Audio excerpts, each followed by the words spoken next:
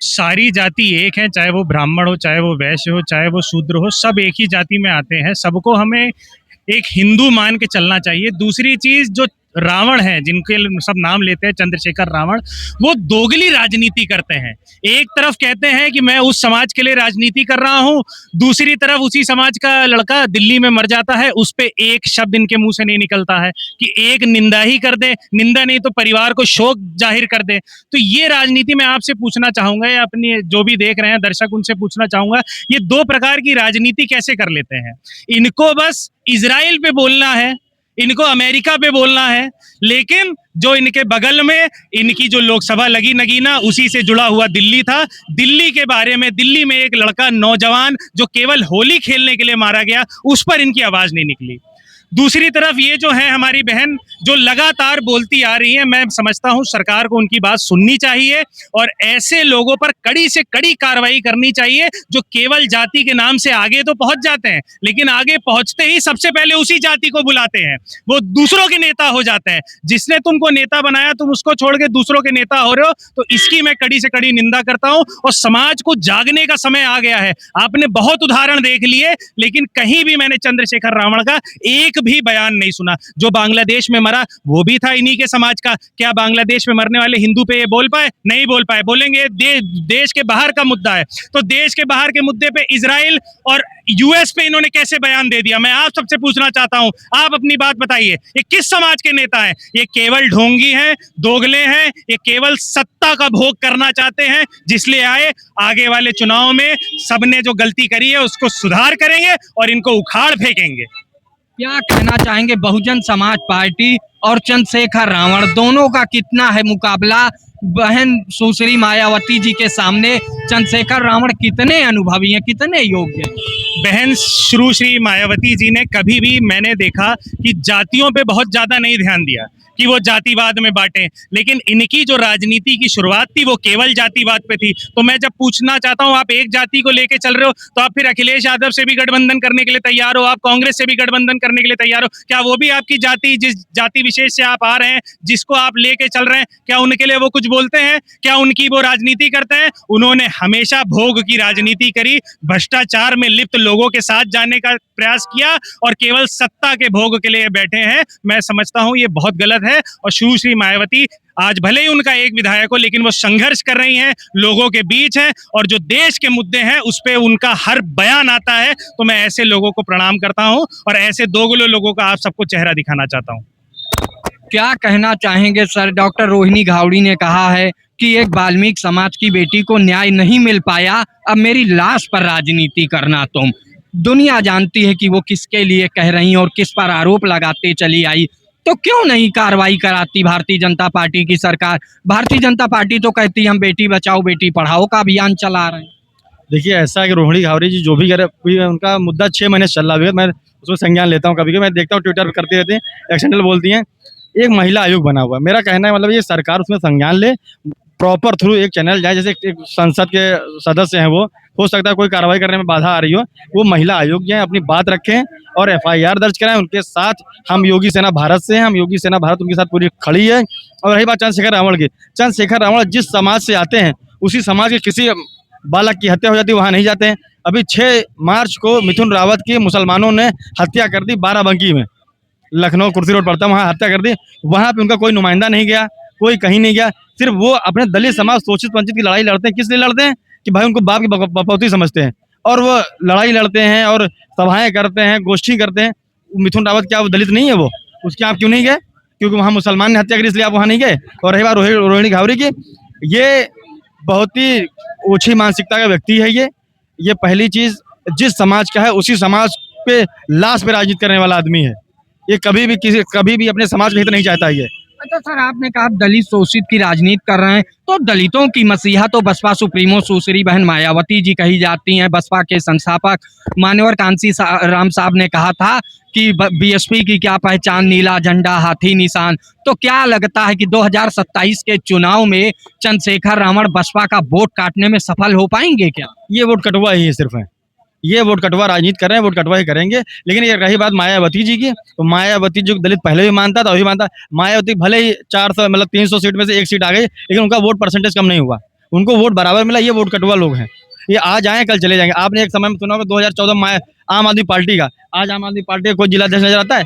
इतना बड़ा पूरा दारू सभा कोई एक स्पोर्ट्स पर्सन नहीं है आम आदमी पार्टी का। तो यही हाल आजाद समाज पार्टी का होगा। ये सब बी टीम है, लोगों की बी टीम है। तो जो बसपा को बी टीम कहते थे भाजपा की, उसको जनता दूसरी तरह से आजाद समाज पार्टी को ही बी टीम आप मानते हैं? बिल्कुल बी टीम मानते हैं, क्योंकि ये वोट कटुआ राजनीति ये है। बसपा के लिए बी टीम बनाई गई है। जी बिल्कुल।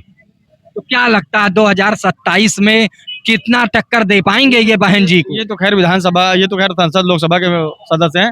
अगर विधानसभा कहीं से लड़ेंगे तो एक बार इन्होंने लड़ा था, गोरखपुर से लड़ा था इन्होंने, 4,500 वोट मिला था इनको, अपनी औकात समझ में आ गई थी। नहीं तो बसपा सुप्रीमो सुश्री बहन मायावती जी की पार्टी बहुजन समाज पार्टी को कितना नुकसान 2027 में चंद्रशेखर की पार्टी आजाद समाज पार्टी कर पाएगी? ये बाल बराबर कुछ नहीं कर पाएंगे। कुछ नहीं कर पाएंगे। बेटी जो है क्या नाबालिग थी? नाबालिग नहीं है। जब बालिग थी तो उसकी बुद्धि नहीं, जब पढ़ने लिखने में तेज थी तो बुद्धि भी रही होगी। तो काहे के जो है जाटो समाज के लड़के के पास जो है बातचीत करने गई? क्यों गई भाई? आप ये बताइए। आपको केवल जो है चंद्रशेखर आजाद दिखाई दे रहे हैं। भारतीय जनता पार्टी में एक से एक धाकड़ पैदा हो रहे हैं। एक तो जो है हाईवे पे धाकड़ी दिखा रहा था, महाराष्ट्र में एक धाकड़ पैदा हो गया। इतना बड़ा धाकड़ भारतीय जनता पार्टी की सरकार में आ गए हैं कि एक से एक धाकड़ी दिखा रहे हैं। उस पर बात नहीं करेंगे।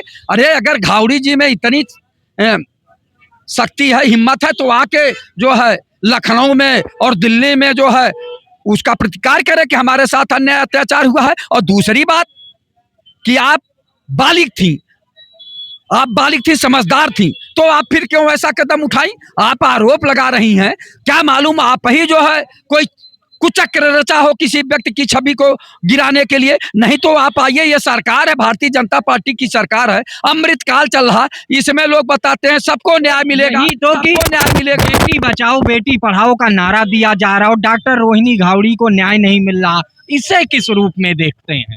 भैया ये भारतीय जनता पार्टी की सरकार है, डॉक्टर रोहिणी घावड़ी को क्यों नहीं न्याय मिल पा रहा है? ये भारत के प्रधानमंत्री आदरणीय नरेंद्र मोदी जी बताएं और प्रदेश के मुख्यमंत्री आदरणीय आदित्यनाथ योगी जी बताएं कि क्यों नहीं मिल रहा है। क्या कारण है कि रोहिणी घावड़ी जी को जो है न्याय नहीं मिल पा रहा है?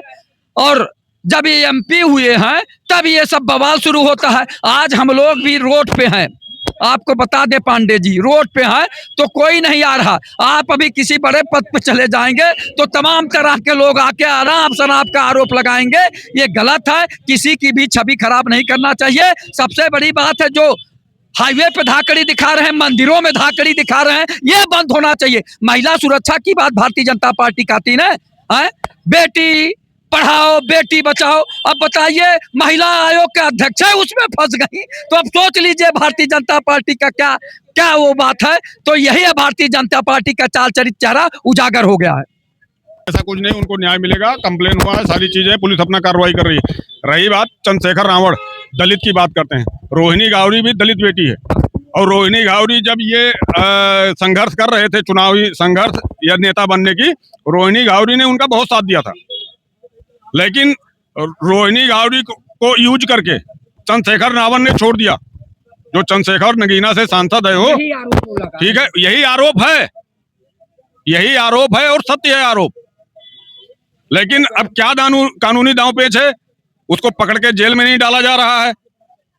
ऐसे दुर्दांत राक्षस किस्म के लोगों को तो तत्काल प्रभाव से, जो बेटी के ऊपर ऐसे निगाह उठा करके, और वो दलित नेता कहाँ चले गए? क्या रोहिणी घावड़ी दलित बेटी नहीं है? बाल्मीकि समाज की बेटी है। वो जो जाति के ठेकेदार बने बैठे हैं लोग कि मैं दलितों का मसीहा हूं, उस बेटी को न्याय कब दिलाएंगे? कब रोड पे प्रदर्शन करेंगे आकर के? बड़ा दुर्भाग्यपूर्ण बात है। और सरकार और प्रशासन चंद्रशेखर रावण को तुरंत ही पकड़ के जेल में डाले, क्योंकि जब ऐसे अपराधी रहेंगे समाज में तो हमारी बहन बेटियां सुरक्षित नहीं रहेंगी।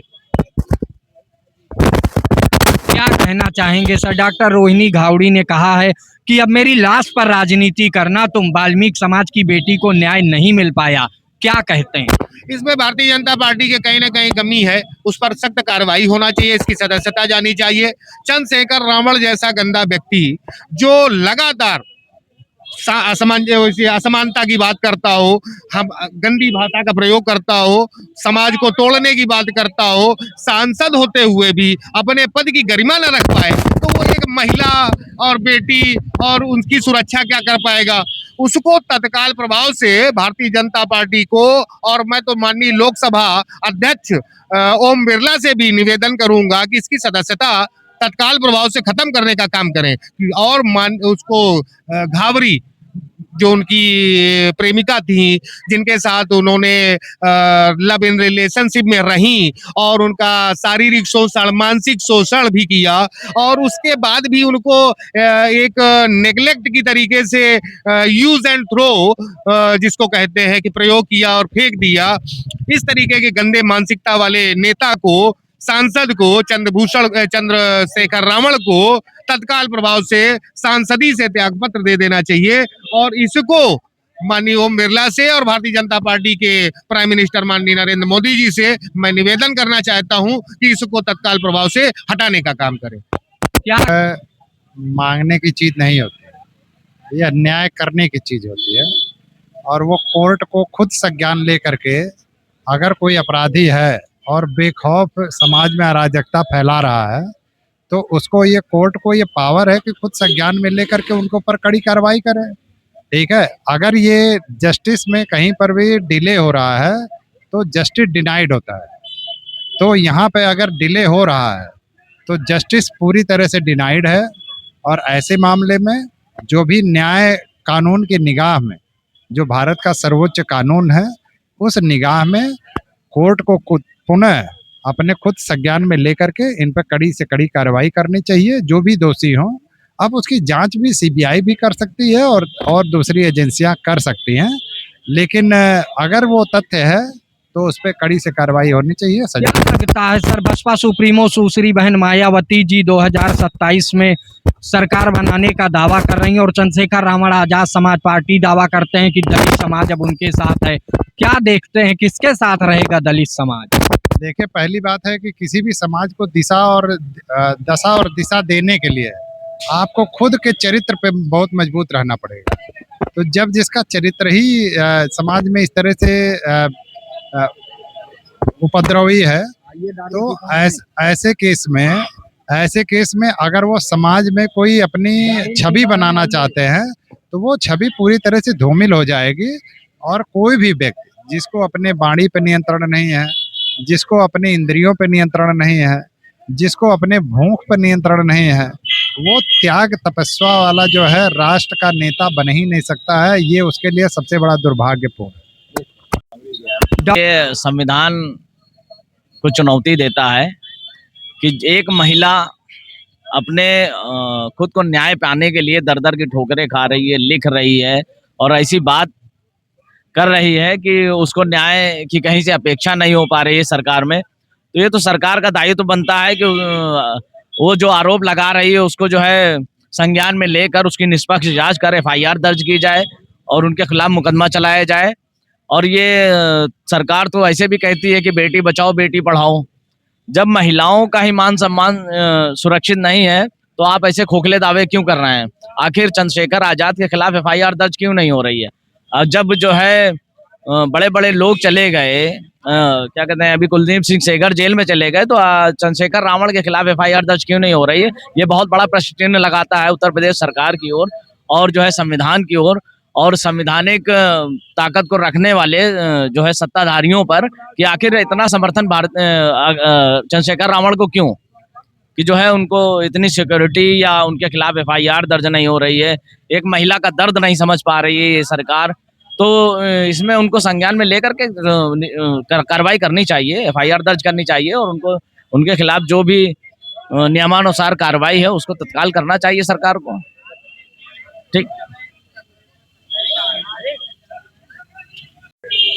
वाल्मीकि समाज की बेटी को न्याय मिलना चाहिए और चंद्रशेखर रावण जो है उसके है इसके अपराधी है, घोषित है। चंद्रशेखर रावण पर कार्रवाई होनी चाहिए, उनको जेल जाना चाहिए क्योंकि चंद्रशेखर रावण हरदम उल्टा पुल्टा बयान देते रहते हैं। पहली बार सांसद उनको घमंड हो गया है। ठीक। और बोलिए, जो लेडीज की है वो बिल्कुल सही कही है कि वाल्मीकि समाज के जो है जाटो लोगों ने ऊपर नहीं चढ़ना, आगे बढ़ना देते लिए उनकी बात सही है। ज्योति जी की पर जो है तो उन पे जांच होना चाहिए और उस बेटी को न्याय मिलना चाहिए। और इनके खिलाफ जांच बैठानी चाहिए। और ये जो है बहुत ही बेकार नेता है इस समाज का जो है। ठीक है, डॉक्टर रोहिणी चाहेंगे कि ये वह चंद्रशेखर रावण है जो समाज में एक ऐसा दूषित माहौल इस व्यक्ति ने फैला दिया है, जिसके समर्थक और ये स्वयं कहता है कि ब्राह्मण बनिया और क्षत्रिय भारत छोड़ो, और ये इन्होंने 5000 साल मेरा शोषण किया, और जबकि वह स्वयं उसी समाज की निचले तबके की बेटी का शोषक है, जिसका यानी पूरा व्यवस्था है, पूरे प्रमाण मिले हैं। और ऐसे लोग जो स्वयं शोषक हैं और दूसरों, तुम्हारे पूर्वजों ने 5000 साल पहले उन्हें याद है, लेकिन अभी वो जो कर रहे हैं वो उनको याद नहीं है। क्या देखते हैं बसपा सुप्रीमो सुश्री बहन मायावती जी की पार्टी को कितना नुकसान पहुंचा पाएंगे, और जब एक दलित बेटी ही उन पर ऐसे आरोप लगा रही है? देखिए, सुश्री मायावती की जो भाषा शैली है, जो भाषण देने का सलीका है, वह सुसीमित और संवैधानिक दायरे में और एक संयमित भाषा में है। और चंद्रशेखर रावण जो है वो नेता नहीं है, वो एक तरीके से उनकी जो भाषा शैली है वह एक गुंडे की, मवाली की और अमर्यादित भाषा है। और चंद्रशेखर, पहली बात तो पता नहीं किस व्यक्ति ने इसका नाम चंद्रशेखर रख दिया, ना तो ये चंद्रशेखर के चरणों की धूल हो सकता है, और ना ये रावण जैसा प्रकांड विद्वान हो सकता है। ये एक असभ्य और जंगली और बदतमीज की चुनाव की बात की जाए तो बसपा सुप्रीमो सुश्री बहन मायावती जी की बहुजन समाज पार्टी को कितना नुकसान चंद्रशेखर रावण पहुंचा सकते हैं? लगता है कि नुकसान पहुंचा पाएंगे? अब ये तो उनके समाज के लोगों को देखना चाहिए ना कि कौन व्यक्ति हमारा हितकर है, कौन हमारी। जब एक लड़की का वह शोषण का मामला सामने आया है तो ऐसी पता नहीं कितनी लड़कियों का शोषण उसने किया होगा, और कितनी लड़कियों का शोषण आगे चल के जब वो और बड़ा नेता बनेगा तो करेगा। अब चूंकि एक आरोप विपक्षी लगाते हैं कि बहन मायावती जी जो है भाजपा की बी टीम है, वही भाजपा अपने ही विधायक को जो है जेल भेज देती है, और चंद्रशेखर रावण अभी तक खोला घूम रहा है। इसका मतलब कहीं ना कहीं भारतीय जनता पार्टी का जो है उससे कुछ ऐसा कनेक्शन है कि जो मायावती को कमजोर करने के लिए वो बनाया गया है, इसलिए उसके सारे अपराध क्षमा किए जा रहे हैं। तो दर्शकों, मैं था बिंदुसार पांडे, आप देख रहे थे social spirit. Doctor Rohini Ghavri के उस बयान पर जनता की क्या थी राय, आपने देखा। सभी का मानना है कि उस वाल्मीकि समाज की बेटी को मिले न्याय और अपराधियों पर हो कार्रवाई। Social spirit, Lucknow.